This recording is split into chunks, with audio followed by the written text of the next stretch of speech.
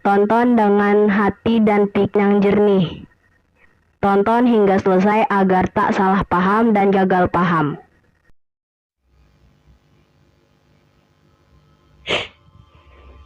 Assalamualaikum warahmatullahi wabarakatuh. Masih di channel saya Schizophrenia. Kali ini saya akan sedikit menjabarkan persepsi saya tentang membedakan Dajjal, iblis, dan setan berdasarkan sifatnya. Adapun penjabaran yang akan saya lakukan ini didasarkan dengan metodologi ajaran agama atau keyakinan yang saya peluk, yaitu Islam. Namun mungkin ini bisa juga berbeda dengan persepsi saudara-saudara tentang apa yang akan saya sampaikan, karena semua ini, apapun itu, walaupun agama kita sama, bisa saja persepsi kita berbeda, karena itu tergantung dari perjalanan spiritual yang saudara-saudara lalui. Nah, untuk membedakan Dajjal, iblis, dan setan, maka kita harus paham sedikit histori tentang mereka. Namun sebelum itu, di Al-Quran disebutkan tiga makhluk utama yang diciptakan oleh Allah Azza wa Jalla, yaitu malaikat, jin, dan manusia. Malaikat adalah makhluk yang selalu mengikuti perintah Allah Azza wa Jalla. Tidak ada keinginan bebas dari diri malaikat atau tidak mempunyai free will. Ya, di sini saya menyebutnya free will atau keinginan bebas ya. Sedangkan jin dan manusia mempunyai free will atau keinginan bebas. Jin basicnya bersifat jahil. Jahil dalam artian bodoh atau kebodohan ya, karena hawa nafsu. Sedangkan manusia basic sifatnya cenderung kepada akli atau akal. Semuanya dinilai berdasarkan dengan akal. Maka itu manusia cenderung tidak mau menerima hal-hal yang di luar akal atau yang hal-hal yang tidak masuk akal. Tetapi antara jin dan manusia mempunyai kemiripan, yaitu sama-sama mempunyai free will atau free way. Ya, jadi manusia dan jin bebas menentukan jalan mereka. Sedangkan malaikat tadi tidak mempunyai free will. Jadi malaikat selalu mengikuti perintah Allah Azza wa Jalla. Itu adalah tiga makhluk utama yang diciptakan oleh Allah Azza wa Jalla, dan itu adalah konsep utama antara malaikat, jin, dan manusia. Nah, untuk mengetahui beda setan dan iblis, maka kita harus tahu asal muasal setan dan iblis. Awal-awalnya iblis dan setan adalah jin. Iblis yang disebut dalam beberapa literatur kuno yaitu Azazil, atau di metodologi agama lain biasa disebut Lucifer atau Fallen Angel. Setan adalah anak buah iblis dan iblis adalah raja para setan. Nah, perlu digarisbawahi, ketika iblis diusir, maka iblis menyuruh setan untuk menggoda Adam dan Hawa hingga akhirnya diusir dan diturunkan ke bumi. Tapi ini adalah qada dan qadar Allah, sudah sunatullah, sudah hukum Allah yang tidak bisa dirubah. Kenapa iblis bisa diturunkan dari surga? Ya, Azazil ya disebutkan dalam literatur Arab kuno bahwa ia adalah jin tidak mau tunduk kepada Nabi Adam alaihissalam yang notabene dijadikan pemimpin di langit. Namun dengan alasan hanya tunduk kepada Allah Azza wa Jalla dan menganggap ini hanya ujian dari Allah Azza wa Jalla, maka jin tidak mau tunduk kepada Nabi Adam alaihissalam, ya, jin Azazil ini. Padahal yang sesungguhnya dia tidak mau lantaran dia sombong karena dia merasa dekat dengan Allah dan telah beribadah beribu-ribu tahun lamanya, ya. Ada yang menyatakan 10.000 tahun, ada menyatakan 2.000 tahun, ya, wallahu alam. Namun Allah Azza wa Jalla dapat membaca isi hati siapapun, ya, termasuk jin Azazil ini. Jadi Allah mengetahui bahwa jin Azazil ini tidak mau tunduk kepada Nabi Adam alaihissalam bukan karena jin atau Azazil bertauhid kepada Allah atau menganggap ini ujian dari Allah, tapi memang di hati jin Azazil ada kesombongan, keirian. Allah Azza wa Jalla lantas melaknat Azazil dengan sebutan iblis. Karena iblis Azazil tidak terima akan hal ini, maka ia berjanji akan membuktikan bahwasanya Adam atau manusia tidaklah pantas untuk memimpin. Aduh, maaf ya, saya agak merinding sedikit. Sepertinya ada yang ikut mendengarkan. Oke, akan saya lanjutkan kembali. Karena iblis Azazil tidak terima akan hal ini, maka ia berjanji akan membuktikan bahwasanya Adam atau manusia tidaklah pantas untuk memimpin. Allah dapat membaca isi hati siapapun termasuk jin Azazil, ya. Jadi lantas Allah melaknat Azazil dengan sebutan iblis. Dan iblis Azazil diusir atau diturunkan dari langit ke bumi. Karena iblis Azazil tidak terima akan hal ini, maka ia berjanji akan membuktikan bahwasanya Adam atau manusia tidaklah pantas untuk memimpin. Ya, jin Azazil ini iri dan dengki kepada Nabi Adam alaihissalam.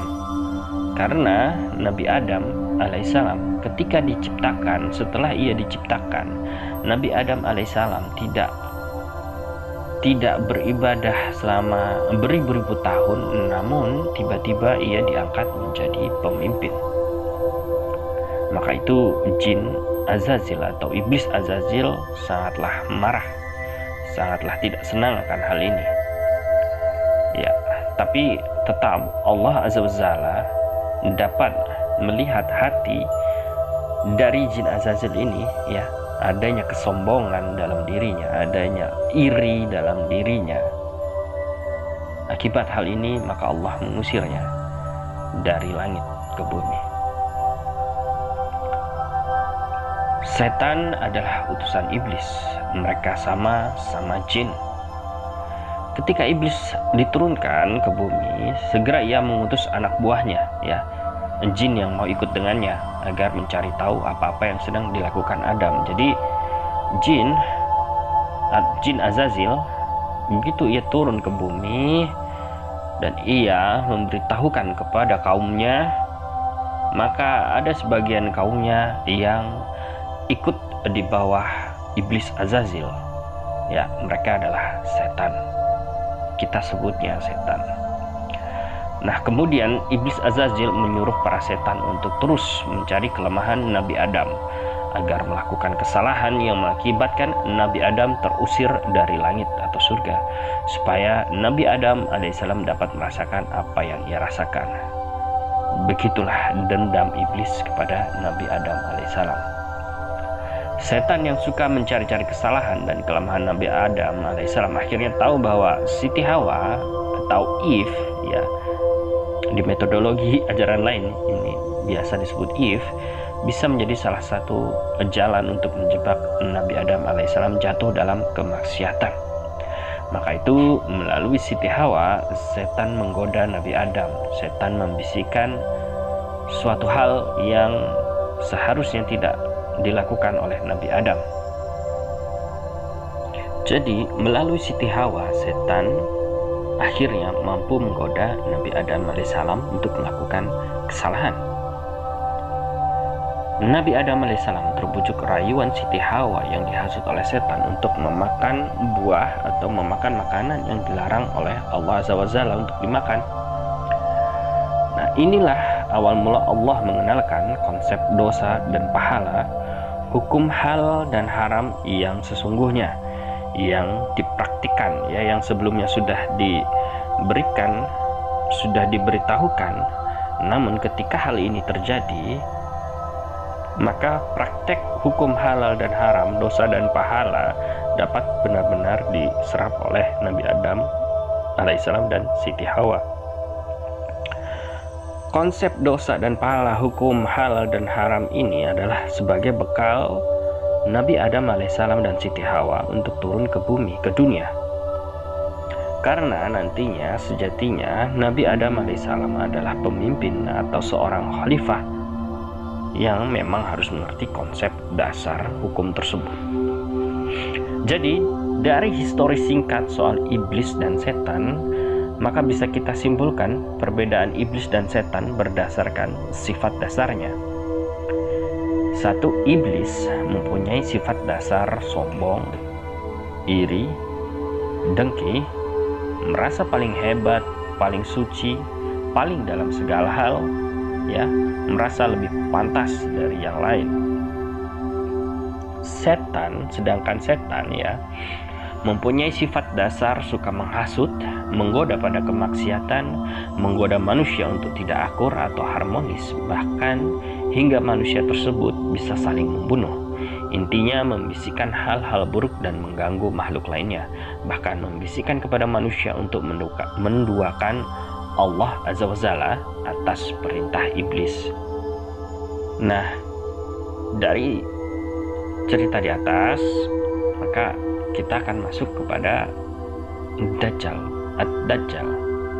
Nah, sebelumnya saya menceritakan histori tentang setan dan iblis. Namun untuk Dajjal saya tidak akan menceritakan historinya, tapi dari ciri-ciri yang ada, ciri-ciri Dajjal yang ada, ya. Karena kalau histori Dajjal mungkin nanti akan saya buatkan satu video khusus soal Dajjal, ya, mudah-mudahan, ya. Oke, Dajjal atau dalam metodologi agama lain biasa disebut dengan false messiah, yang diyakini adalah seorang manusia yang nanti pada akhir zaman datang dan mengaku sebagai Tuhan. Dalam beberapa literatur agama Islam ada beberapa nama yang disebutkan dan dikaitkan sebagai sosok Ad-Dajjal. Namun sosok-sosok yang ada masih jadi perdebatan apakah benar-benar Dajjal atau bukan. Ada juga yang menyebutkan bahwa sosok-sosok yang disebutkan sebagai Dajjal itu tadi adalah Dajjal-Dajjal kecil, ya, jadi bukan Dajjal yang sebenarnya. Nah, dari sosok-sosok ini ada beberapa karakter kesamaan, ciri-ciri Ad-Dajjal atau false messiah. Dari ciri-ciri ini nanti dapat kita simpulkan sekaligus sifat-sifat yang melekat padanya.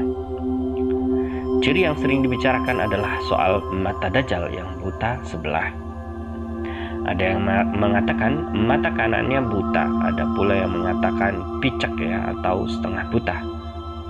Picek itu bahasa Jawa, ya, atau mungkin saya kurang tahu, mungkin di luar Jawa juga ada yang menyatakan picek juga, ya.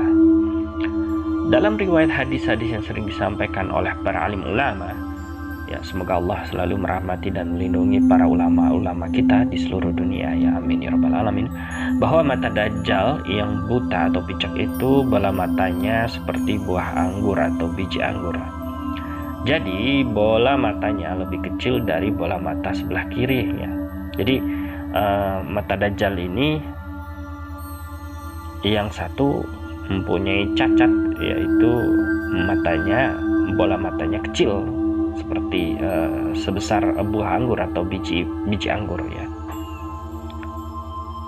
Namun walaupun matanya mempunyai fisik yang buruk rupa, tapi dia dapat melihat sejauh hingga ke belahan ujung dunia sekalipun, ya.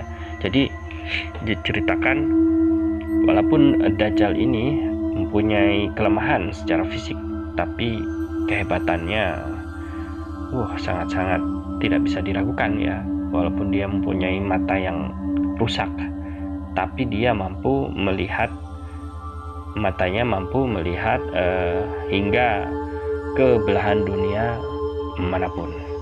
Kemudian Dajjal secara harfiah mempunyai kekuatan supranatural dan pengetahuan spiritual seperti para nabi. Bahkan Dajjal juga diriwayatkan bisa menghidupkan orang mati, menyembuhkan orang yang sakit bertahun-tahun, dan menormalkan orang-orang disabilitas maupun difabilitas, ya. Jadi walaupun Dajjal itu sebenarnya ciri-ciri fisiknya yang diungkap para ulama, ya, diungkap literatur kuno Arab adalah Dajjal itu mempunyai tidak sempurna, ya, fisiknya tidak sempurna. Dalam hal ini dia mempunyai beberapa kekurangan di fisiknya gitu, tapi dia mampu menyembuhkan orang-orang yang kekurangan, orang-orang yang mempunyai keburukan dalam segi fisiknya atau badaniahnya. Nah, Dajjal juga seseorang yang pintar.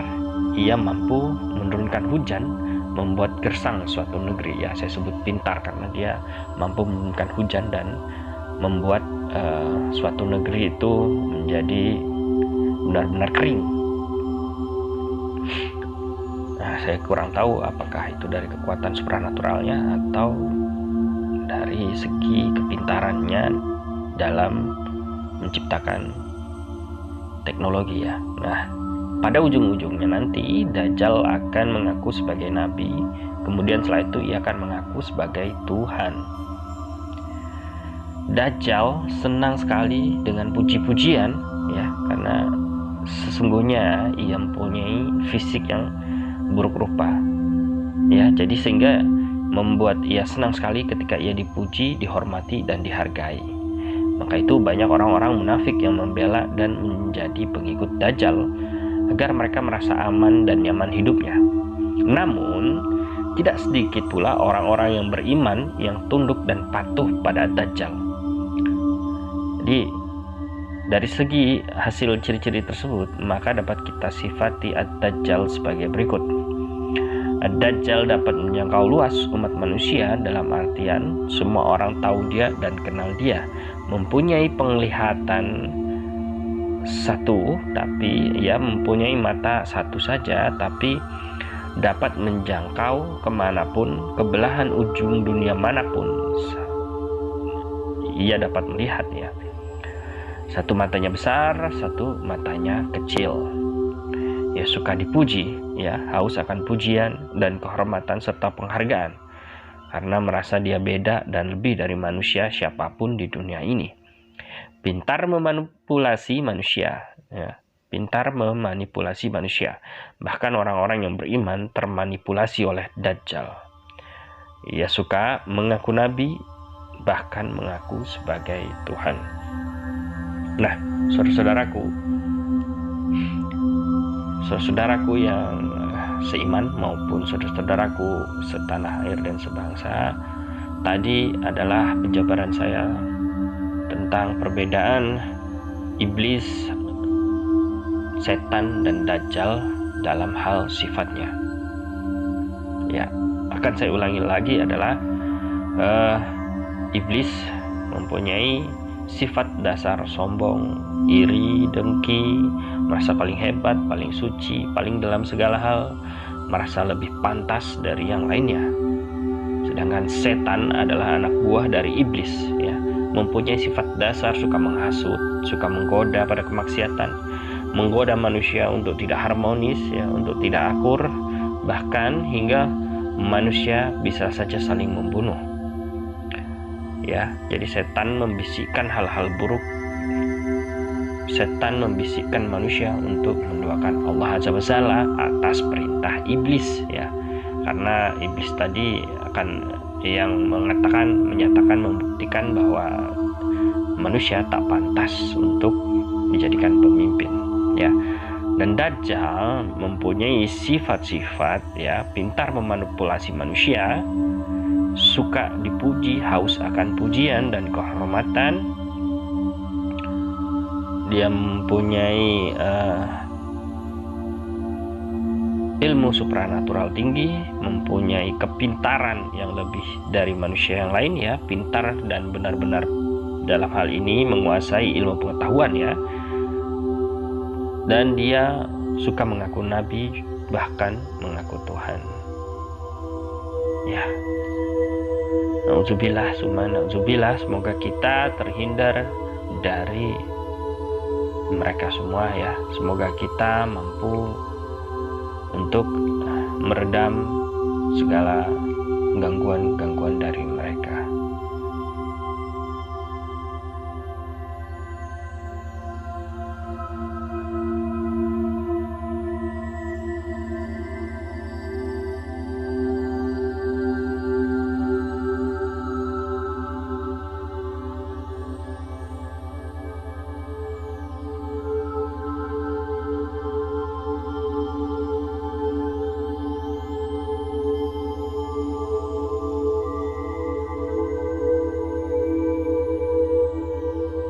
Perbedaan itu indah, dan perbedaan itu adalah sunatullah.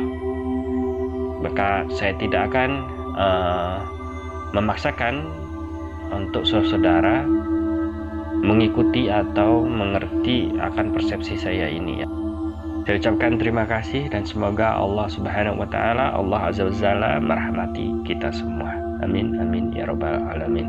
Saya Visizo Prenia.